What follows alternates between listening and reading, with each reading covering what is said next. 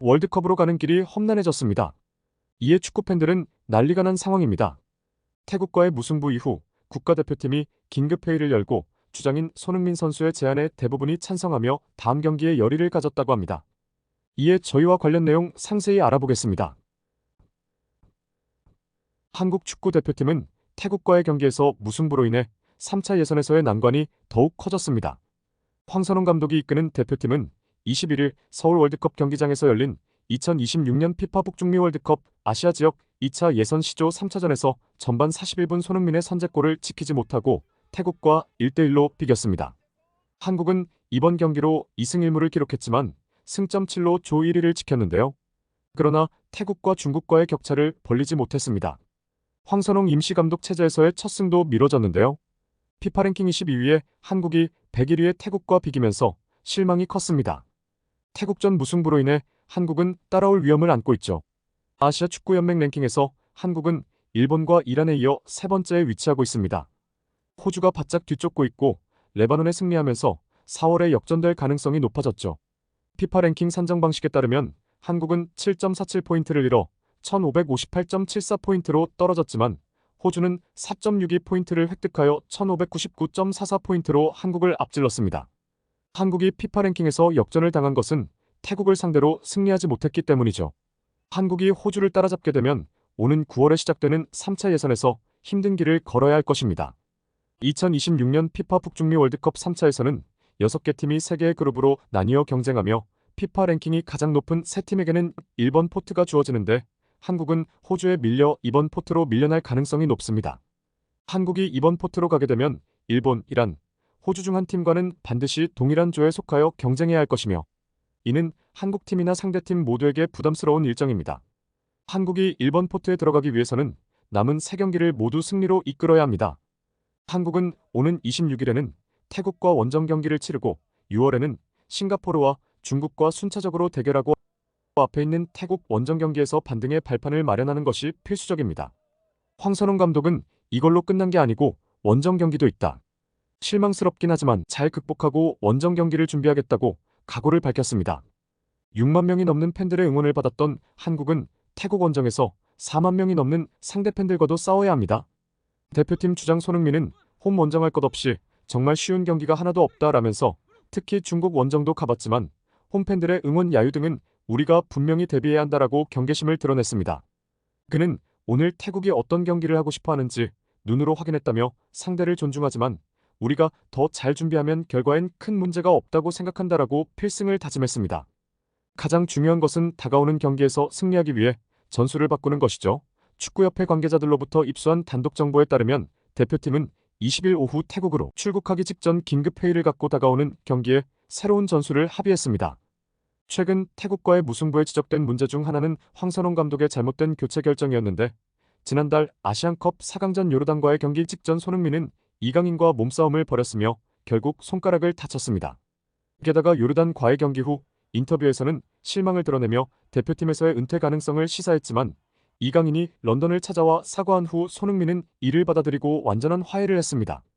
이번 태국과의 경기에서는 서로를 이해하고 공을 나누며 득점 기회를 만들었는데요. 손흥민은 이에 대해 이강인은 워낙 잘하고 재능도 많은 선수다. 이강인이 교체로 들어와 분위기를 바꾸려고 했고 전환시켰다. 이강인이 점점 좋아지고 많이 성장하는 것을 매번 느끼며 함께 즐겁다고 밝혔습니다. 황선홍 감독도 경기 뒤 기자회견에서 100% 하나 된 마음으로 경기했다. 소통하고 경기 준비하는 선수들의 마음가짐에 100% 신뢰를 보낼 수 있다며 끈끈한 팀 분위기를 강조했습니다. 이강인을 후반에 투입한 것에 대해서는 후반에 볼을 더 많이 소유하기 위해서 기술 있는 선수를 내보냈다. 경기 준비하면서 사사로운 감정은 사치다. 오로지 승리를 위해 베스트 라인업을 냈고 다음 경기에서도 마찬가지라고 말했습니다. 손흥민은 대표팀은 팬과의 약속이다. 감사하고 영광이다. 그걸 꼭 지키고 싶고 이런 생각을 다시는 하지 않도록 조금 더 강한 사람으로 성장하겠다고 말했습니다. 주전과 백업 가릴 것 없이 원팀이 된 상황에 대해서도 언급했는데요. 손흥민은 뛰나 안 뛰나 선수단이 뭉쳐서 하려는 게 좋았다, 좋은 플레이를 만들었다는 것이 긍정적이라고 했습니다. 또 전체가 모여 하루 훈련했는데 같이 뛰지도 않고 새로운 선수도 들어왔는데 이런 찬스 만드는 게 쉬운 것은 아니다. 시간이 오래 걸리는 일이지만 대화를 통해서 만들어간 부분 칭찬받아야 하고 시간이 없지만 운동장에서 서로 많이 대화하며 더 좋은 결과를 낼 것을 기대한다고 덧붙였습니다.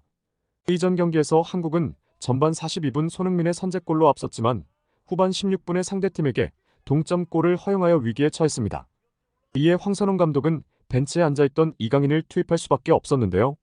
환호성 소리에 등을 맞추며 그라운드에 들어선 이강인은 첫 플레이에서 몸이 조금 덜 풀려 치명적인 패스 오류를 범했지만 빠르게 안정을 찾아 부지런히 경기에 참여하며 존재감을 드러냈습니다.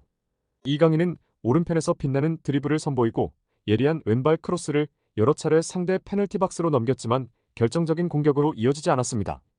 관중들은 이강인이 코너킥을 차기 위해 준비할 때마다 그의 이름을 외치며 응원을 보냈고 경기 막바지에 시도한 코너킥은 홍현석의 머리에 정확하게 도착했지만 골망을 흔들지 못해 안타까움을 자아냈습니다. 역전골은 이루어지지 않았고 이강인 또한 아쉬움을 감추지 못했는데요. 그는 완벽한 상태가 아니었기 때문에 분명히 2% 부족한 경기를 펼쳤지만 팬들의 변함없는 사랑을 다시 한번 느낄 수 있었습니다. 주장 손흥민은 지난 경기에서 이강인의 노력을 고려해 황선홍 감독에게 다가오는 태국전에서 이강인의 선발로 기용하고 제안했습니다.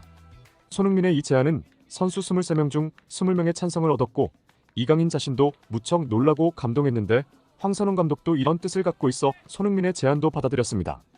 계속해서 귀중한 기회가 주어지는 이강인은 이번 경기에서도 대표팀의 승리를 안겨주겠다는 각오를 드러냈는데요. 한편 카타르 아시안컵 후 국가대표 은퇴를 진지하게 고민했던 손흥민이 선배들 조언에 마음을 돌렸다고 밝혔습니다. 이날 골을 넣은 손흥민은 경기 후 인터뷰에서 결과가 아쉬운 건 어쩔 수 없다며 조금 더 준비를 잘해 만들어 갈 것이라고 했습니다. 손흥민은 2023년 카타르 아시안컵 이후 은퇴를 시사했던 점도 언급했는데요. 당시에 그는 대회에서 탈락한 뒤 인터뷰에서 내가 대표팀을 계속할 수 있을지 고민해 볼 것이라고 말한 바 있습니다.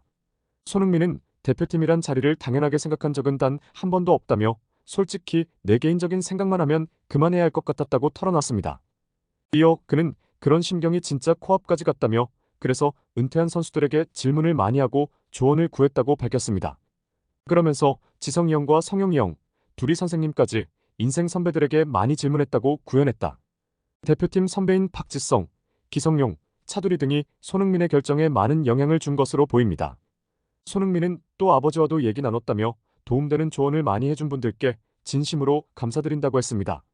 항상 국가를 위해 헌신하고 희생하는 대한민국 국가대표팀 주장 손흥민 선수의 자세를 응원하고 다음 태국과의 경기에서도 멋진 모습으로 승리를 이끌길 기대합니다. 구독과 좋아요 눌러주세요. 댓글창은 항상 열려 있습니다. 여러분의 다양한 의견 항상 소중히 생각합니다. 댓글 많이 남겨주세요. 이상 YT뉴스였습니다. 감사합니다.